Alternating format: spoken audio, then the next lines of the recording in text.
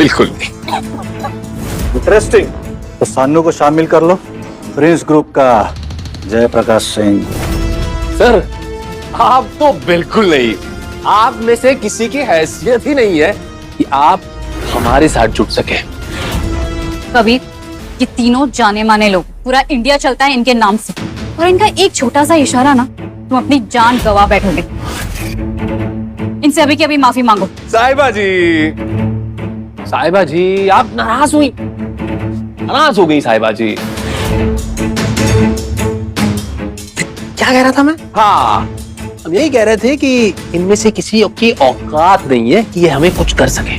कबीर, तुम्हें जो करना है करो, मरना है मरो, लेकिन आरोही की ऐसे बेइज्जती मत करो। ये सब करके तुम उनकी बेइज्जती कर रहे हो। और मैं तो कहती हूँ कि सबसे माफी मांग लो, अच्छा होगा तुम्हारे लिए। इसका मुंह बंद कराओ यार, तुम्हारी तो हैसियत भी नहीं है कि तुम मेरे सामने खड़े हो। प्लीज इसका मुंह बंद कराओ। अगर औकात की बात हो ही रही है तो अगर चोपड़ास भी इसमें शामिल हो जाए तो? चोपड़ास? हाँ? आज की पार्टी में राठौड़ राजवंश के शेट्टी साहब ही नहीं, हम सबके बाप आ रहे हैं। राजा भाई, क्या हुआ? पैरों तले जमीन खिसक गई? और वो राजा भाई हमसे मिलने वाले हैं, चोपड़ास से। उसके बाद तुम जानो कि हमारी क्या हैसियत होगी। और कुछ सुनना चाहते हो? अगर चोपड़ास राजा भाई से डायरेक्ट मिल सकते तो फ्यूचर में मुंबई का गॉड वही होते, कोई नहीं रोक सकते। हाँ। ओए मुंडे, साडी गल सुन। राजा भाई 5 साल की उम्र से राठौर राजवंश को संभाल रहे हैं। उनका नाम सिर्फ राजा नहीं है, वो दिलों पर राज करते हैं, इसलिए सब लोग उन्हें प्यार से राजा भाई बोलते हैं। वो यारों के यार, दोस्तों के दोस्त और तुझ जैसे लोगों के लिए यमराज है। अरे भाई ठीक है ठीक है, यहाँ पे हर कोई ना हमें घुटनों पे लाना चाहता है।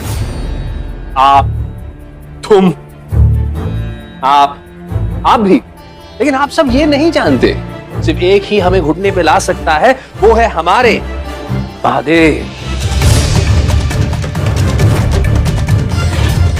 तो अगर आप में से किसी की भी हैसियत है तो जाइए, तुम जाओ, बुला लाओ उन्हें। कबीर, क्या तुम पागल हो गए हो? तुम्हें पता भी है कि तुम क्या कर रहे हो? फिर तुम्हें आइडिया भी नहीं है कि तुम्हारे साथ में क्या हो सकता है। काट! पहले तो इसकी टांगे तोड़ो, क्योंकि मैं देखना चाहता हूं इसकी हड्डियां कितनी मजबूत हैं, और मैं इसे ये दिखाना चाहता हूं जो हमसे पंगा लेता है उसके साथ क्या होता है।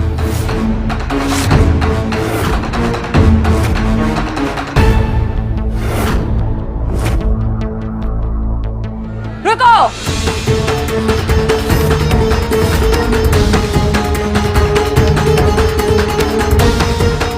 क्या तुम जानते हो कि ये कौन है? गार्ड्स, निकलो यहाँ से। मोहतरमा, आप इनको क्यों बचा रही हैं? तुमसे कहा किसने बोलने के लिए? तुम्हें इनके पैरों पे गिर के ना माफी मांगनी चाहिए। ओह, यू नो व्हाट? भीख मांगो तुम अपनी जान के लिए और चोपड़ास की सलामती के लिए। तो तुम्हारा कहना ये है कि अगर मैं इनसे भीख नहीं मांगूंगा, माफी नहीं मांगूंगा, तो ये मेरे को बर्बाद कर देंगे। ये जोकर मुझे बर्बाद करेगा, चोपड़ास को बर्बाद करेगा। एग्जैक्टली, सही समझे, और आपको डर लगना भी चाहिए। हाँ, क्या बात है। एक बात बताऊं, हम चोपड़ास ना राठौड़ राजवंश के खास हैं, और शेट्टी जी हमारे साथ ही हैं, और थोड़ी देर में राजा भाई भी हमारे साथ होंगे। चोपड़ास को तो तुम्हारा वो भगवान भी नहीं खत्म कर सकता, और ये भिखारी चोपड़ास को खत्म करेगा।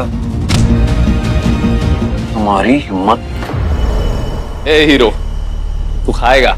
वो पहले मारती है और फिर सोचती है, और बात जहां तक तुम चोपड़ास की है, आज मैं तुम्हारा जो हाल करूंगा देखने लायक रहेगा।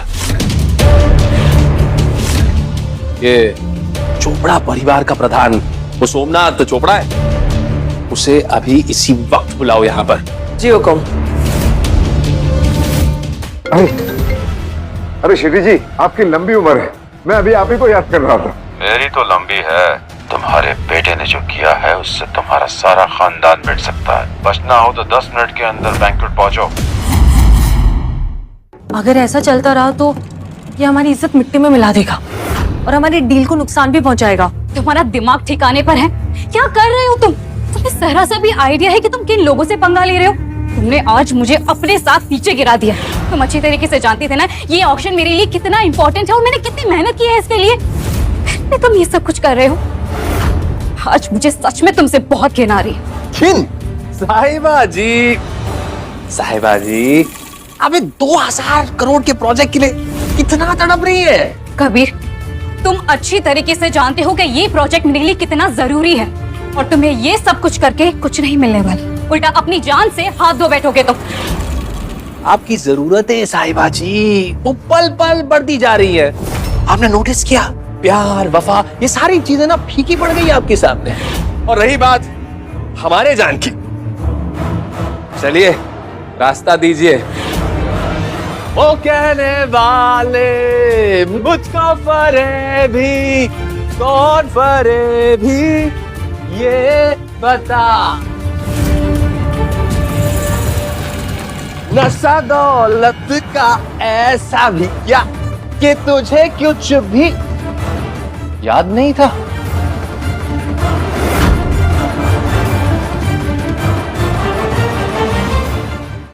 सुनाओ, तुम्हें क्या लगता है तुम ये हरकतें करके हीरो बन जाओगे?